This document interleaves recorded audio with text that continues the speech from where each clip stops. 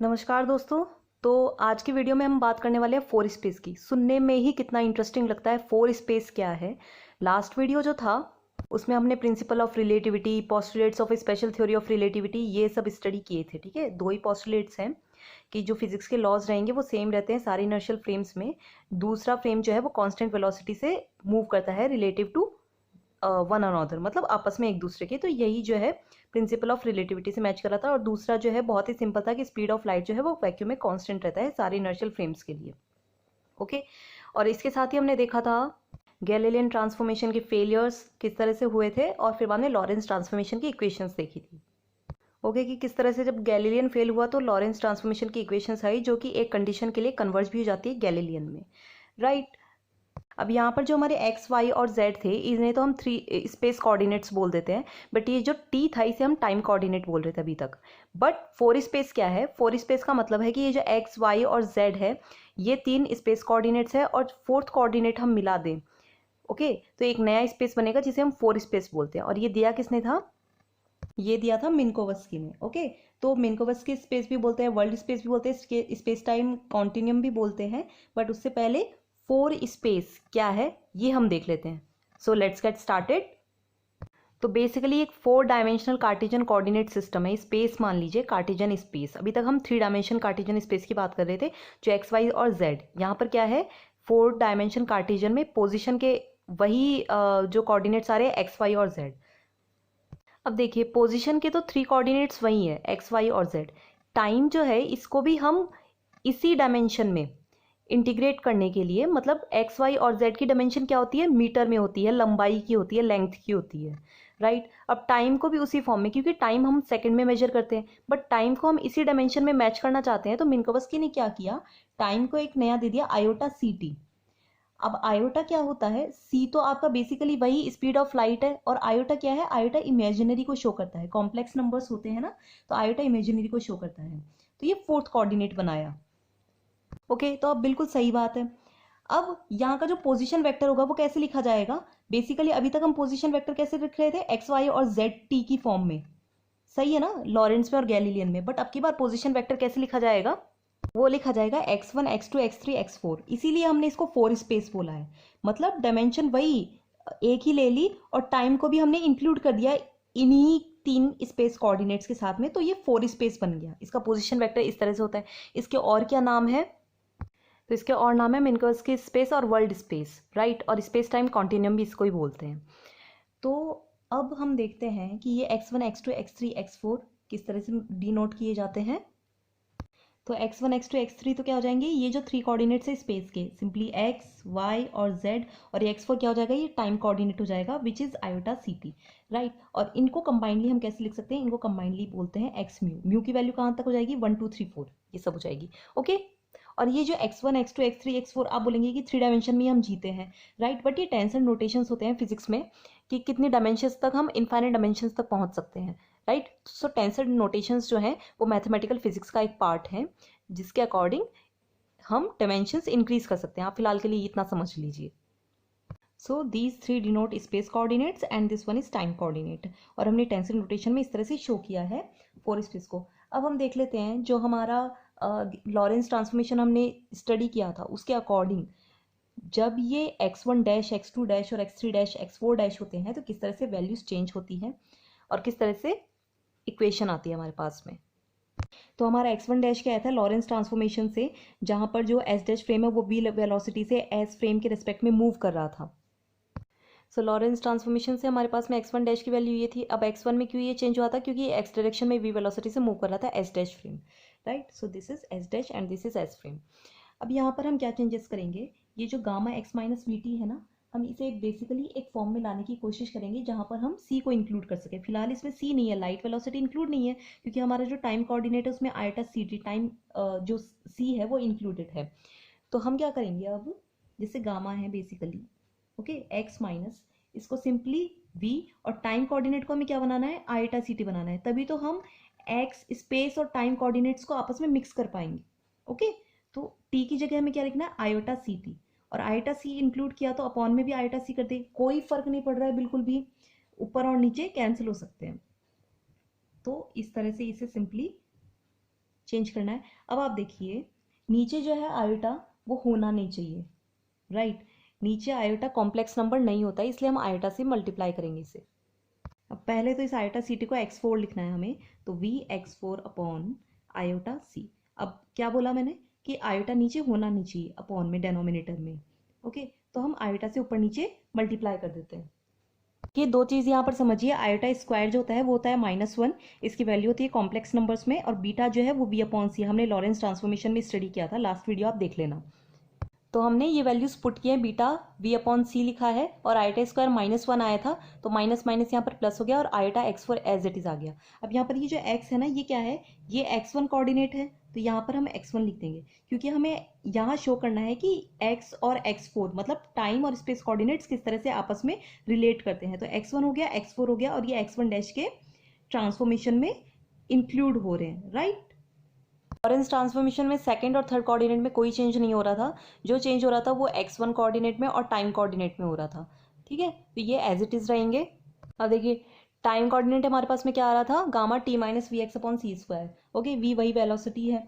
अब इसे चेंज करने के लिए हम क्या करेंगे, क्योंकि हमारा टाइम कोऑर्डिनेट कैसा है, आयोटा सी की फॉर्म में है, तो आयोटा सी से मल्टीप्लाई किया इधर, और इधर भी सेम आयोटा सी से मल्टीप्लाई करेंगे। तो गामा को तो बाहर रख लीजिए और अंदर दोनों टर्म्स में मल्टीप्लाई कर दीजिए, क्योंकि दोनों दो टर्म है ना, माइनस बीच में है। तो आयोटा सी टी हो गया ये, और v x iota c upon c square. अब यहाँ पर देखिए एक सी से एक सी तो कैंसिल हो जाएगा, तो सिंप्लीफाई होकर के ये इस तरह से आया।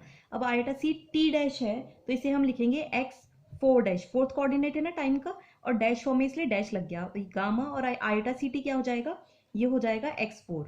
ओके, माइनस आयोटा v/c क्या हो गया हमारा, वही बीटा हो गया। तो बीटा और x को हम क्या लिखेंगे, x1 कोऑर्डिनेट। अब आप देखिए यहाँ पर, तो फोर्थ कोऑर्डिनेट मतलब टाइम कोऑर्डिनेट और स्पेस कोऑर्डिनेट फर्स्ट वाला किस तरह से आपस में रिलेट कर रहे हैं, एक तो यहाँ पर रिलेट कर रहे थे और एक ये टाइम कोऑर्डिनेट में रिलेट कर रहे हैं। अब इसे मैट्रिक्स फॉर्म में हम लिखेंगे, किस तरह से लिख सकते हैं, क्योंकि हमने x1 डैश 2 डैश 3 डैश और 4 डैश निकाल लिए, तो मैट्रिक्स फॉर्म में कैसे लिखते हैं, इधर तो है डैश वाले कंपोनेंट्स है और इधर सिंपली बिना डैश वाले कंपोनेंट्स है। अब आप x1 डैश में देखिए क्या था हमारे पास में, गामा x1, मतलब x1 कोऑर्डिनेट के साथ गामा है, तो यहाँ पर फर्स्ट टर्म गामा क्या जाएगी, मल्टीप्लाई कैसे होते हैं मैट्रिक्स, ऐसे और ऐसे, मतलब रो को कॉलम से करना है मल्टीप्लाई। ओके, तो गामा के साथ x1 है, फिर x2 और x3 की टर्म्स नहीं है इसमें, दैट मीन्स 0 0। ओके, दोनों की टर्म्स नहीं है। फिर x4 के साथ में क्या है, आयोटा बीटा गामा, तो x4 के लिए क्या आ जाएगा, आयोटा बीटा और गामा। अब इस टर्म को ऐसे मल्टीप्लाई करके ऐड करना है, तो x2 और x3 की टर्म तो 0 हो जाएंगी, और ये इससे मल्टीप्लाई और ये इससे मल्टीप्लाई हो जाएगा। इसी तरह से हम और भी कर लेंगे, x2 डैश में सिर्फ x2 का कंपोनेंट आ रहा है, तो मतलब यहाँ पर 1 आएगा, और x3 डैश में थर्ड कंपोनेंट आ रहा है, दैट मीन्स यहाँ पर 1 आएगा। तो और टर्म्स जो है वो 0 हो जाएंगी। और x4 में देखिए आप, x4 डैश के लिए गामा x4 है, दैट मीन्स यहाँ पर गामा आएगा, और ये माइनस आयोटा बीटा गामा, ये x1 कोऑर्डिनेट है तो ये माइनस आयोटा बीटा गामा, और बाकी के कोऑर्डिनेट्स है ही नहीं, तो 0 0। कैसे ध्यान रखना है आपको कि ये जो डायगोनल बन रहा है ना, गामा 1 1 गामा, मतलब डायगोनल के कंपोनेंट्स ऐसे होंगे, और ये आयोटा बीटा कम आएगा और ये माइनस में आएगा इधर। सिंपली याद रखने का ये तरीका है, ठीक है। डायगोनल याद रख लीजिए और ये दो टर्म्स याद रख लीजिए, फिर आपको ये चारों इक्वेशंस जो है वो मुश्किल नहीं लगेगी याद रखने में, अगर आप ये मैट्रिक्स फॉर्म को याद रख लेते हैं तो। और बेसिकली इसे कैसे लिख सकते हैं, इसे लिखते हैं एक्स म्यू डैश। म्यू क्या है, मैंने पहले भी बात की थी, 4 स्पेस में म्यू 1 2 3 4 लिख लीजिए, और ये डैश कंपोनेंट्स है। और इसे हम क्या लिख लेते हैं, ये मैट्रिक्स फॉर्म को इसे हम लिख लेते हैं ए म्यू न्यू। ये कोई टेंसर नोटेशंस होते हैं, ठीक है। म्यू हमने यूज कर लिया इनके लिए, एक्स के लिए, तो यहाँ पर न्यू कर लेंगे, क्योंकि ये 2x2 की मैट्रिक्स है, ठीक है। 2x2 सॉरी 4x4 की है, 4 ही तो कॉलम है और 4 ही रो है, राइट। और ये क्या हो जाएगा, ये हो जाएगा एक्स म्यू, राइट। और ये सिग्मा जो है यहाँ पे न्यू के लिए सिग्मा मतलब एडिशन होता है कि कितने रो कॉलम है उसके अकॉर्डिंग, और ये म्यू डैश है और यहाँ पर म्यू है एक्स के साथ में। तो इस तरह से डिनोट करते हैं इस मैट्रिक्स फॉर्म को। देखिए जो फर्स्ट पोस्टुलेट था उसमें हम बोल रहे थे कि इनवेरिएंट इनवेरिएंट इनवेरिएंट का मतलब क्या है, दो इनर्शियल फ्रेम्स होंगे, उसमें वो क्वांटिटी जो है वो सेम रहेगी। यहाँ पर किसकी बात हो रही है, डिस्टेंस की बात हो रही है। अभी तक हमने 4 कोऑर्डिनेट्स स्टडी कर लिया, अब डिस्टेंस देखते हैं कैसे निकालते हैं। अब देखिए ये एस फ्रेम है और ये एस डैश फ्रेम है, ठीक है। ये पी पॉइंट जो है इसके कोऑर्डिनेट्स, यहाँ पर ये पोजीशन वेक्टर क्या होगा, एस डैश फ्रेम के लिए तो आर होगा, और यहाँ से जब ओ से ले रहे हैं तो ये पोजीशन वेक्टर जो है वो आर होगा सिर्फ, राइट। इसके कोऑर्डिनेट्स कैसे होंगे, एस डैश फ्रेम के लिए क्या होंगे और एस फ्रेम के लिए क्या होंगे। एस फ्रेम के लिए बेसिकली ये होंगे एक्स वाई जेड और टी, और एस डैश फ्रेम के लिए क्या हो जाएंगे, वही बस डैश की फॉर्म में आ जाएगी बात, राइट। अब ये बात हमने बेसिकली की क्यों है, क्योंकि हमें सीखना है कि पोजीशन वेक्टर का स्क्वायर जो है हम कैसे लिखते हैं। तो आर मतलब एस फ्रेम का कोऑर्डिनेट है, इसका स्क्वायर कैसे लिखना है, एक्स वाई जेड और टी है। ये कैसे लिखा जाता है, पहली बात तो कोऑर्डिनेट्स क्या होते हैं, x square plus y square plus z square, और फोर्थ कोऑर्डिनेट होता है आयोटा सी टी। तो ये कैसे आएगा, plus iota square c square t square. Okay, चारों का स्क्वायर ऐड कर दिया और ये आर स्क्वायर पोजिशन वेक्टर का स्क्वायर बनता है, और आयोटा स्क्वायर की वैल्यू जो है वो -1 होती है, हमने देखा पहले भी। ओके, इसी तरह से हम एस डैश स्क्वायर लिख लेंगे, आर डैश स्क्वायर। ओके, तो यहाँ पर हमने सीधा ही लिख दिया आयोटा स्क्वायर को -1, तो इस तरह से ही डैश फॉर्म में पोजीशन वेक्टर आ गया हमारा। आर का मैग्नीट्यूड लिखा जाता है पोजीशन वेक्टर के मॉड लगा करके, ये ध्यान रखना है आपको। अब हमारे पास में जो ट्रांसफॉर्म इक्वेशंस है वो कैसे है, x dash y dash z dash और टी डैश। तो हमारे ये लॉरेंस ट्रांसफॉर्मेशन के इक्वेशंस होती है जो डैश फ्रेम में होती है। ओके, अब हमने यहाँ पर डिस्कस क्यों किया है, आप इन इक्वेशंस को, इन वैल्यूज़ को जब इस इक्वेशन में पुट करेंगे ना आर डैश के लिए, एस डैश स्क्वायर के लिए, आपका जो एस डैश स्क्वायर है यहाँ पर x dash square plus y dash square plus z dash square minus c square और टी डैश स्क्वायर है, राइट, यही है। यहाँ पर वैल्यूज पुट कीजिए इन सब की, ये जो लॉरेंस ट्रांसफॉर्मेशन की इक्वेशंस हैं। तो जब आप ये वैल्यूज पुट करते हैं ना, तो बहुत ही सिंपल सी कैलकुलेशन है, आपको सिर्फ a माइनस बी के होल स्क्वायर के फॉर्मूलाज को जो है वो अप्लाई करना है इस फर्स्ट और फोर्थ टर्म में, और ये बिल्कुल आपके इक्वल आएगी जो आपका एस स्क्वायर है ना, इसके इक्वल आएगी। अगर ये आपसे सॉल्व हो जाता है तो बहुत अच्छी बात है, नहीं होता है तो मुझे कमेंट सेक्शन में बता देना, मैं एक स्क्रीनशॉट शेयर कर दूंगी आपके साथ में। एस डैश स्क्वायर जो है वो एस स्क्वायर के इक्वल आया है, ये जो पोजीशन वेक्टर का स्क्वायर है। और इसे और भी क्या लिख सकते हैं, x mu dash square equals to x mu square, right. बहुत ही सिंपल है, म्यू की वैल्यू जो है 1 से 4 तक जा रही है, ये 4 स्पेस की बात हो रही है। ओके, म्यू 1 2 3 4 ये सिग्मा एडिशन के लिए यूज होता है। तो कैसे हो गया, x1 का square plus x2 square plus x3 square plus x4 square, और यहाँ से डैश के स्क्वायर में, तो इस तरह से ये वैल्यूज हो गई। एस और एस डैश को क्या बोला जाता है, स्पेस टाइम इंटरवल बोला जाता है। क्यों बोला जाता है, यहाँ पर s equals to s dash, ये फर्स्ट और सेकंड, ओके 1 2 हो गया, मतलब हमें एक फ्रेम से दूसरे फ्रेम में जाने, कुछ ऐसा आप मान लीजिए, ठीक है। तो ये इक्वल आ रहे हैं हमारे पास में। और स्पेस टाइम इंटरवल क्यों बोलते हैं, क्योंकि स्पेस पार्ट है और एक टाइम पार्ट है। स्पेस पार्ट में एक्स वाई जेड है और प्लस टाइम पार्ट है आईटेसिटी। अगर वर्ड्स में ये बात बोली जाए तो कैसे है कि इंटरवल जो है वो इन्वेरिएंट है under Lorentz transformation from one inertial to another inertial system. S और एस डैश दो इनर्शियल सिस्टम्स हो गए, और यहाँ पर लॉरेंस ट्रांसफॉर्मेशन की इक्वेशंस हमने यूज की, और ये लास्ट में इन्वेरिएंट मतलब सेम आ जाता है, राइट। एक बात यहाँ पर मेजरली नोट करने वाली है कि हमने स्पेस टाइम इंटरवल को इन्वेरिएंट बता दिया। अब यहाँ पे स्पेस कोऑर्डिनेट्स देखिए आप, सिंपली जो डैश वाले कोऑर्डिनेट्स है उनका स्क्वायर हमने ऐड किया है। यहाँ पर जो एक्स म्यू स्क्वायर एक तरह से कर रहे थे ना, तो ये 4 तक जा रहा था, मतलब टाइम कोऑर्डिनेट भी इंक्लूड हो रहा था। बट यहाँ पर हम स्पेस कोऑर्डिनेट की एक बार बात करते हैं। तो ये डैश वाले कोऑर्डिनेट्स को ऐड किया, तो लॉरेंस ट्रांसफॉर्मेशन की इक्वेशन से बात ये थी। अब इसको ओपन करेंगे ना, तो ये किस तरह से आया, हमने a माइनस बी का होल स्क्वायर से इसको ओपन किया, तो basically x1 square x2 square x3 square तो आ गया राइट हैंड साइड में, डैश के राइट हैंड साइड में। बट यहाँ पर जो ये है ना, ये कुछ वैल्यू आएगी, राइट। तो इक्वल तो नहीं आ रहे, इक्वल तो नहीं आ रहे। ये तो बात की हमने स्पेस कोऑर्डिनेट के स्क्वायर की। बात करें टाइम कोऑर्डिनेट की स्क्वायर की, तो टी डैश स्क्वायर भी टी स्क्वायर के इक्वल तो नहीं है, वो तो साफ ही दिख रहा था आपको लॉरेंस ट्रांसफॉर्मेशन की इक्वेशन से कि यहाँ पर टी डैश जो है वो टी स्क्वायर के इक्वल आएगा क्या, इसका स्क्वायर भी करोगे तो नहीं आएगा ना बिल्कुल भी। तो ये सही लिखा हमने यहाँ पर। तो वर्ड्स में बोले तो हमें क्या कंक्लूजन मिला कि time interval between two events different है दो इनर्शियल सिस्टम्स में, और स्पेस इंटरवल भी डिफरेंट है अगर हम अलग अलग बात करें तो। इसी के लिए मिन्कोवस्की ने क्या बोला था, इसी के लिए बोला था कि space of itself and time of itself will sink into mere shadows, मतलब इनका कोई मीनिंग नहीं है, and only a kind of union between them shall survive. जो यूनियन था वो क्या था, स्पेस टाइम कॉन्टिन्यूम, और इसी जो है बाद में हम 4 स्पेस के बारे में 4 स्पेस की तरह स्टडी कर रही हैं। यही मिन्कोवस्की ने दिया था कि स्पेस और टाइम का साथ में मीनिंग है, आप उनको अलग अलग कर देंगे ना तो वो कुछ इन्वेरिएंट नहीं रहते हैं, ठीक है। तो वहाँ पर जो है वो स्पेशल थ्योरी ऑफ रिलेटिविटी के पोस्टुलेट्स फेल हो जाता है अगर आप इनको तोड़ देंगे, इनको अलग अलग कर देंगे। बट स्पेस और टाइम को आपने एक साथ ले लिया, इनका यूनियन जो है वो मजबूत है। यूनियन तो मजबूत होगा ही ना। वही कहानी बचपन में पढ़ी होगी कि अलग अलग हो जाओगे तो इतनी मजबूती नहीं रहेगी, बट गठरी लकड़ी की बन जाओगे तो वो नहीं तोड़ी जा सकती है किसी के भी द्वारा। तो दूसरे लैंग्वेज में हम क्या बोल सकते हैं, स्पेशल थ्योरी ऑफ रिलेटिविटी ने ये डिक्लेयर किया कि space and time separately invariant नहीं है जी। जबकि न्यूटोनियन और गैलीलियन में क्या हो रहा था, इंटरवल और स्पेस इंटरवल जो है दो इवेंट्स के बीच में सेपरेटली इन्वेरिएंट थे। बट एसटीआर आने के बाद में लॉरेंस ने ये गलत साबित कर दिया और मिन्कोवस्की ने इसे स्पेस टाइम कॉन्टिन्यूम की डेफिनेशन दी। अब यहाँ पर हम जो स्पेस इंटरवल है, अब देखिए अभी तक हम एस स्क्वायर लिख रहे थे। ओके, एस स्क्वायर हमारे पास में क्या था, x square plus y square plus z square minus c square t square. यहाँ पर आइटा सी टी के कारण स्क्वायर किया तो आइटा स्क्वायर मतलब -1 बन गया। इसको डी एस स्क्वायर मतलब डी मतलब क्या है, चेंज, डिफ्रेंसिएशन करते हैं ना, तो इन सब में डी लगेगा। क्या होगा, d x square plus d y square plus d z square minus c तो हमारा कांस्टेंट होता है। सेकंड जो पोस्टुलेट था वो यही था ना, सी तो कांस्टेंट है।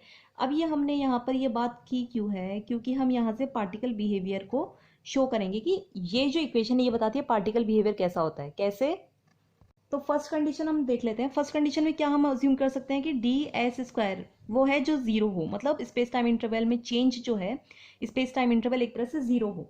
तो क्या हो जाएगी इक्वेशन, डी एस स्क्वायर की वैल्यू रख दीजिए सिंपल। तो सिंपली हमने जो है वैल्यू की और जीरो के इक्वल रख दिया यहाँ से। फिर बाद में इस सी स्क्वायर डी स्क्वायर को ये जो है माइनस है यहाँ इधर चला गया तो ये प्लस में हो गया। अब हम क्या करेंगे, ये जो डी टी स्क्वायर है ना इसको तीनों के अपॉन में कर देंगे, या तो ऐसा बोल लीजिए आप, या फिर ये बोल दीजिए कि दोनों तरफ हमने जो है टाइम के रिस्पेक्ट में डिफ्रेंसिएशन कर दिया, मतलब D x by d T, तो ये होल स्क्वायर हो गया, मतलब टाइम के रिस्पेक्ट में डिफ्रेंसिएशन कर दिया दोनों साइड। तो d y upon d t इसका होल स्क्वायर हो गया plus d z upon d t इसका होल स्क्वायर हो गया, और ये सी स्क्वायर और d t upon d t इसका होल स्क्वायर, तो ये 1 हो जाएगा। अब देखिए पोजीशन वेक्टर जो है, पोजीशन को शो कर रहे हैं ना, एक्स वाई जेड और टी, तो चलो ये 1 हो जाएगा, ये जो वैल्यू है ये 1 हो जाएगी। ओके, तो ये जो एक्स वाई जेड इस पे ये पोजीशन को डिनोट करते हैं, और पोजीशन का एक बार डिफ्रेंसिएशन किया तो क्या हो जाता है, वो आती है वेलोसिटी। पोजीशन में चेंज हुआ मतलब कुछ ना कुछ मूवमेंट हुई है, मतलब कुछ ना कुछ वेलोसिटी, तो यू एक्स का स्क्वायर प्लस ये टर्म क्या होगी यू वाई, और स्क्वायर है तो स्क्वायर आ गया, plus d z by d t क्या होगा यू जेड का square equals to c square. तो बेसिकली ये कंपोनेंट्स हो गए वेलोसिटी के। अब इसे कंबाइंडली हम कैसे लिख सकते हैं कि भाई ये तो बेसिकली कंपोनेंट्स हैं, जैसे x square plus y square plus z square r square हो जाता है, तो इनके वेलोसिटी के कंपोनेंट्स यू स्क्वायर के इक्वल हो गए, और ये u square equals to c square आ गया right hand side as it is है। और यहाँ से अगर दोनों साइड रूट ले तो क्या आ जाएगा, यू इक्वल्स टू सी। कभी भी स्क्वायर से स्क्वायर कैंसिल नहीं होता है, आपने दोनों साइड रूट ले लिया है तो रूट से स्क्वायर हट गया है। ओके, यू इक्वल्स टू सी से नतीजा क्या निकल रहा है, दैट इज पार्टिकल बिहेवियर जो है वो लाइट की तरह है, लाइट लाइक, क्योंकि इसकी वेलोसिटी जो है वो लाइट की वेलोसिटी के इक्वल आ गई, तो ये लाइट की तरह बिहेव करेगा। फर्स्ट कंडीशन यहाँ पर हम देख चुके हैं। सेकंड कंडीशन क्या होगी, जब डी एस स्क्वायर जो है वो ग्रेटर देन जीरो हो जाए। अभी तक इक्वल टू जीरो था, अब ग्रेटर देन जीरो ले रहे हैं, तब कैसे हो जाएगा, सिंपली डी एस स्क्वायर की वैल्यूज पुट करनी है यहाँ से। तो देखो यहाँ पर वैल्यू पुट की, और ये जो सी स्क्वायर डी स्क्वायर ये माइनस में था ना, इसको हम राइट हैंड साइड ले गए जीरो की जगह। तो यहाँ से देखकर भी आप आइडिया लगा सकते हो कि पार्टिकल का बिहेवियर कैसा होगा। कैसे, यहाँ पर जो स्पेस कोऑर्डिनेट्स है उनकी तरफ ग्रेटर देन साइन है, मतलब टाइम कोऑर्डिनेट छोटा है, तो इसका बिहेवियर जो है पार्टिकल का वो स्पेस लाइक आएगा, क्योंकि डोमिनेट यही कर रहे हैं जो स्पेस कोऑर्डिनेट्स है ना। फिर भी हम आगे सॉल्व करेंगे जब डी टी दोनों साइड डी टी का डिफ्रेंसिएशन करेंगे ना, जैसे हमारे पास में क्या आ गया, सॉल्व करने पर u is greater than c, that is space like. अब आप बोलेंगे पार्टिकल बिहेवियर स्पेस लाइक कैसे है, तो आप एक बात समझिए, यहाँ पर जो है लाइट ऑफ स्पीड c से बड़ी कोई क्वांटिटी आ गई है, पार्टिकल की वेलोसिटी u। ऐसा होता है क्या, सेकंड पोस्टुलेट को फेल कर दिया इसने कि स्पीड ऑफ लाइट मैक्सिमम होती है, इसको फेल कर दिया इसने क्योंकि लाइट की वेलोसिटी को छोटा बता दिया। तो अब ऐसे इवेंट्स के लिए क्या होता है, ये जो स्पेस लाइक इवेंट्स होते हैं, तो अब ये स्पीड ऑफ लाइट मैक्सिमम होती है, इसको तो अपोज कर रहा है ये। तो स्पेस लाइक इवेंट्स में होता क्या है कि जो cause and effect casual relation है ना वो इस्टेब्लिश नहीं हो सकते हैं। क्यों, क्योंकि आप तो यूनिवर्स के ही बाहर हो गए हो भाई, स्पीड ऑफ लाइट से ही ज़्यादा चले गए हो, तो कॉज एंड इफेक्ट क्या होता है, तो मैक्रो कैजुअल रिलेशनशिप्स होते हैं कि एक इवेंट होगी दूसरे के बाद में, मतलब कि जब गन से आपकी बुलेट निकलेगी तो वो टारगेट पर तभी तो जाएगी जब वो पहले निकलेगी। ठीक है, तो क्या प्रोसीजर होगा, पहले बुलेट निकलेगी और फिर वो टारगेट पर जाएगी। बट यहाँ पर ये जो गड़बड़ हो गई ना स्पेस लाइक इवेंट्स में, इसमें होता क्या है कि एक इनर्शियल फ्रेम में एक इवेंट पहले हो रहा है, दूसरा बाद में हो रहा है। तो दूसरे इनर्शियल फ्रेम में जब हम गए तो दूसरा इवेंट पहले हो गया और पहला बाद में हो गया। क्या हुआ, मतलब कि पहले ही बुलेट ने टारगेट पर मूव कर दिया और बाद में वो निकल रही है। ऐसा होता है क्या, बिना गोली निकले ये टारगेट पे पहुंच जाए, ऐसा नहीं होता ना। तो ये जो कैजुअल रिलेशंस है ना कि कॉज एंड इफेक्ट वाला, कॉज क्या हुआ, निकली, फिर इफेक्ट क्या हुआ, टारगेट पर लगी, तो ये इस्टेब्लिश नहीं होता है इन स्पेस लाइक इवेंट्स में।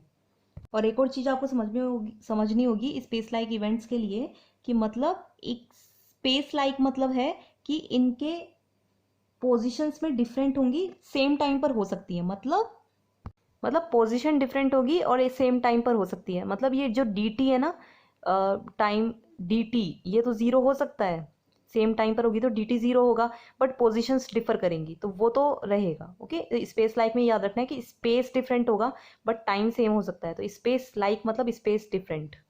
अब थर्ड कंडीशन क्या आती है कि डी एस स्क्वायर जो है ग्रेटर देन जीरो भी हो गया, इक्वल टू जीरो भी हो गया, तो लेस देन जीरो हो, तब किस तरह से इक्वेशन आएगी।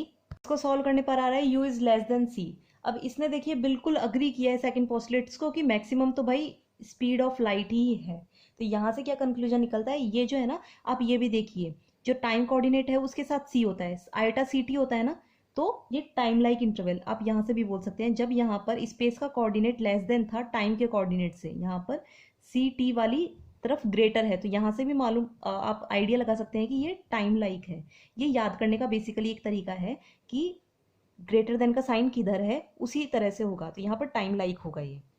तो अब ये जो स्पेशल थ्योरी ऑफ रिलेटिविटी के सेकंड पोस्टुलेट्स को अग्री कर रहा है, तो क्या इसका कंक्लूजन निकलता है, यहाँ पर कॉज एंड इफेक्ट इस्टेब्लिश हो जाएगा भाई, क्योंकि यूनिवर्स के प्रिंसिपल को आप सेटिस्फाई कर रहे हो, लाइट की स्पीड ही मैक्सिमम है, तो कॉज एंड इफेक्ट मतलब पहले बुलेट निकलेगी गन से, उसके बाद ही जो है टारगेट पर लगेगी। अब यहाँ पर जो टाइम लाइक है इसका मीनिंग हम स्पेस लाइक वाले की तरह ही समझ लेते हैं कि टाइम लाइक है मतलब डिफर होगी टाइम में, टाइम तो अलग ही होगा बट सेम पोजीशन पे हो सकती है। सेम पोजीशन पे होने का मतलब है कि ये जो है ना d x d y d z, ये जीरो हो सकते हैं, सेम पोजीशन पे हो, इनके कोऑर्डिनेट सेम हो तो चेंज होगा ही नहीं। D x d y d, d का बेसिकली मीन क्या है, चेंज है, तो चेंज हो ही नहीं, मतलब ये वैल्यू जीरो हो सकती है बट डी टी कुछ ना कुछ वैल्यू होगी जरूर। ठीक है, जिसकी तरफ ग्रेटर देन साइन है वो वैल्यू जरूर होगी, क्योंकि ये टाइम लाइक है और इसी के बेसिस पर हम इसको टाइम लाइक बोले थे। जो वैल्यू ग्रेटर देन थी और इसकी कुछ ना कुछ वैल्यू होगी, तभी तो भाई ग्रेटर होगी ना, जीरो से बड़ी कुछ ना कुछ वैल्यू ये देगा तभी तो ग्रेटर देन होगी। तो सेम पोजीशन हो सकती है बट टाइम की कुछ ना कुछ वैल्यू आनी चाहिए, टाइम चेंज होना चाहिए, तो दैट मीन्स नॉट साइमल्टेनियस। यहाँ पर छोटा सा नोट आपको नोटिस करना है कि डी एस स्क्वायर जो है हमारे ये जो आ रहा है ये स्पेस टाइम इंटरवल, ये डिपेंड नहीं करता रेफरेंस फ्रेम पे, किस चीज़ के लिए, टाइम स्पेस और लाइट लाइक होने के लिए। So it's an invariant property, जो डी एस स्क्वायर है स्पेस टाइम इंटरवल, ये इन्वेरिएंट प्रॉपर्टी है। So thank you so much दोस्तों, वीडियो पसंद आया तो लाइक कर देना, शेयर कर देना, कमेंट कर देना और सब्सक्राइब तो ज़रूर ही कर देना। Thank you so much.